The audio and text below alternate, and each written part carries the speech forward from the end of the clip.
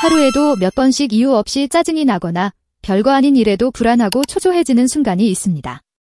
스트레스를 받는다는 걸 알면서도 도대체 어떻게 해야 할지 몰라서 그냥 넘기는 경우가 많죠. 하지만 이렇게 쌓인 스트레스는 결국 몸과 마음을 지치게 만들고 건강까지 해칠 수 있습니다. 만성 스트레스는 면역력을 약화시키고 수면의 질을 떨어뜨리며 심혈관 질환의 위험을 높이는 원인이 될 수 있습니다. 게다가 스트레스가 쌓이면 집중력이 떨어지고 작은 일에도 감정적으로 반응하게 되면서 인간관계에서도 어려움을 겪게 됩니다. 결국 스트레스를 제대로 관리하지 않으면 삶의 질이 전반적으로 저하될 수밖에 없습니다. 오늘은 수많은 연구에서 검증된 스트레스를 확실하게 관리하는 4가지 방법을 알려드리겠습니다. 모두 일상에서 바로 실천할 수 있는 것들이니 끝까지 집중해서 들어보시기 바랍니다. 첫 번째, 5분만 걸어도 뇌가 안정된다. 스트레스를 받으면 가장 먼저 긴장하는 곳이 바로 뇌입니다.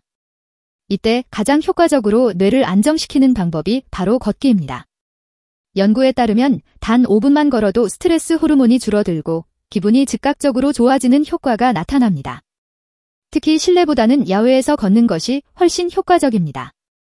자연 속에서 걸으면 뇌에서 세로토닌이 분비되면서 불안과 긴장이 완화되기 때문입니다. 걸을 때는 정해진 코스를 만들고 그 안에서 꾸준히 걷는 것이 좋습니다.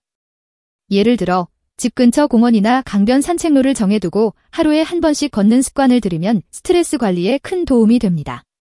만약 시간이 부족하다면 출퇴근길을 활용하는 것도 좋은 방법입니다. 엘리베이터 대신 계단을 이용하거나 대중교통을 타기 전 한 정거장 먼저 내려서 걸으면 자연스럽게 운동량이 늘어나면서 스트레스를 줄일 수 있습니다. 또한 걸을 때는 스마트폰을 보지 않고 온전히 주변 환경에 집중하는 것이 좋습니다.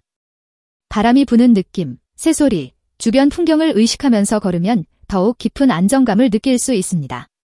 만약 음악을 듣는 것이 좋다면 차분한 클래식이나 자연의 소리를 들으면서 걷는 것도 도움이 됩니다. 스트레스가 심한 날에는 일부러 더 오랫동안 걷거나 산책 속도를 조절하면서 몸의 변화를 느껴보는 것도 좋은 방법입니다. 두 번째, 하루 3번 깊게 숨쉬기. 우리가 스트레스를 받을 때 가장 먼저 바뀌는 것이 바로 호흡입니다. 긴장하면 자연스럽게 호흡이 짧아지고 몸이 더 경직되면서 스트레스가 심해지는 악순환이 반복됩니다. 하지만 깊은 호흡을 의식적으로 하면 이 악순환을 끊어낼 수 있습니다. 연구에 따르면 하루 3번만 깊은 호흡을 해도 스트레스가 크게 줄어들고 집중력도 향상되는 효과가 있습니다. 방법은 간단합니다. 배에 손을 올리고 천천히 코로 숨을 들이마십니다. 이때 배가 부풀어 오르는 것을 느끼면서 4초간 들이마십니다. 그런 다음 6초 동안 천천히 입으로 숨을 내쉽니다.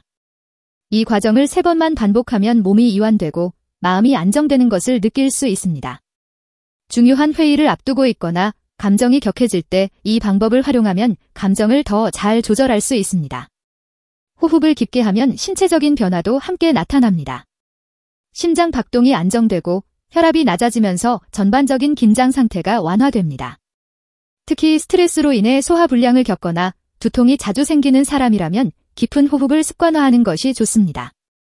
매일 아침과 저녁, 그리고 스트레스를 많이 받는 순간마다 깊은 호흡을 하면서 몸과 마음을 진정시키는 습관을 들여보세요. 세 번째, 카페인 대신 마그네슘을 보충하라. 아침부터 피곤하고 스트레스가 심할 때 많은 사람들이 습관적으로 커피를 찾습니다. 커피 한 잔을 마시면 잠시나마 정신이 맑아지고 기분이 좋아지는 느낌이 들기 때문입니다. 하지만 이는 일시적인 효과일 뿐 장기적으로 보면 오히려 스트레스를 악화시킬 수 있습니다. 카페인은 신경계를 자극해 각성 상태를 유지하게 만들지만 일정 시간이 지나면 다시 피로감이 몰려오고 불안감이 증가할 수 있습니다. 특히 과도한 카페인 섭취는 부신을 자극해 코르티솔 같은 스트레스 호르몬을 증가시키며 신체의 긴장도를 높여 만성적인 불안감을 유발할 수 있습니다. 반면 마그네슘은 신경을 안정시키고 스트레스 저항력을 높이는 데 중요한 역할을 합니다.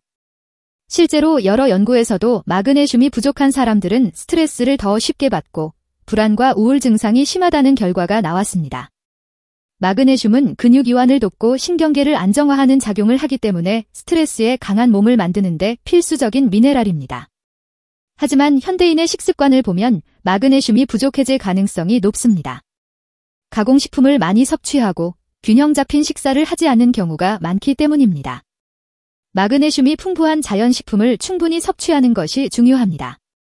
대표적으로 견과류, 바나나, 다크초콜릿, 시금치, 아보카도, 해조류 등이 있으며 특히 호두나 아몬드는 간편하게 먹을 수 있어 좋은 선택이 될 수 있습니다. 다크초콜릿은 단순히 맛있는 간식이 아니라 기분을 좋게 하는 세로토닌 분비를 촉진하는 효과도 있기 때문에 스트레스를 받는 날에는 더욱 좋은 선택이 될 수 있습니다. 식단을 통해 충분한 마그네슘을 섭취하기 어렵다면 보충제를 활용하는 것도 좋은 방법입니다. 하지만 모든 마그네슘 보충제가 같은 효과를 내는 것은 아닙니다. 흡수율이 높은 형태를 선택하는 것이 중요합니다.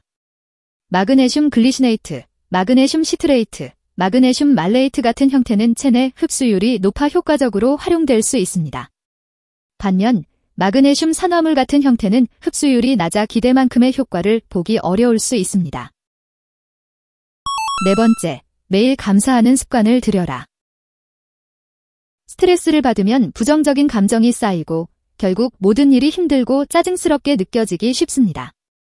한두 가지 일이 잘 풀리지 않으면 모든 것이 부정적으로 보이고 자신이 하는 일조차 의미 없게 느껴질 때도 있습니다. 이럴 때 가장 효과적인 방법이 바로 감사하는 습관을 들이는 것입니다. 감사하는 습관이 스트레스를 줄이는 데 도움을 준다는 연구 결과는 매우 많습니다.